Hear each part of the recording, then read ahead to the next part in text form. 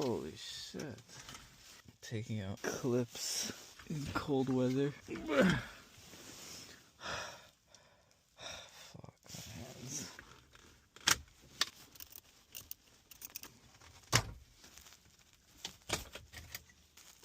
Okay, so we got it off. Let's take it back up.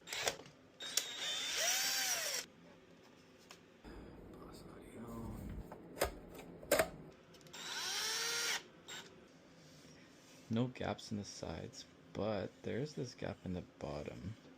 It's pretty secure. Now let's install it in part 3.